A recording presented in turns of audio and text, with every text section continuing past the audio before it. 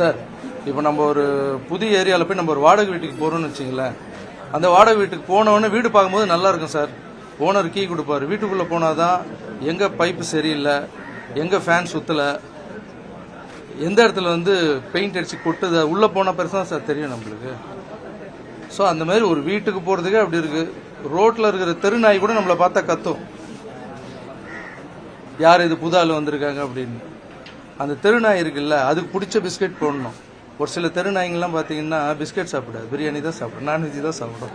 அதுக்கு பிடிச்ச மாதிரி செஞ்சு அதை போட்டு அது நம்மளை கத்தாமல் பார்த்துணும். ஒரு நாய்க்கோ ஒரு வீட்டுக்கே இவ்வளோ ஆகுதுன்னா ஒரு நாட்டை கொடுத்துருக்கீங்க, கொஞ்சமாவது டைம் கொடுங்க, பாசிட்டிவாக திங்க் பண்ணுங்க. புதுசாக அரசு வேணும், மாற்றம் வேணும்னு கேட்குறீங்க.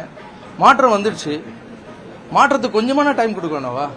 ஒரு வாடகை வீட்டுக்கே நம்மளுக்கு இவ்வளோ கஷ்டப்பட வேண்டியது இருக்கு. ஒரு அரசாங்கத்தை புதுசாக கொடுத்துருக்காங்க. ஸோ என்னை பொறுத்த வரைக்கும் அவங்களுக்கு கொஞ்சம் டைம் கொடுத்தா நல்லதுன்னு நினைக்கிறேன்.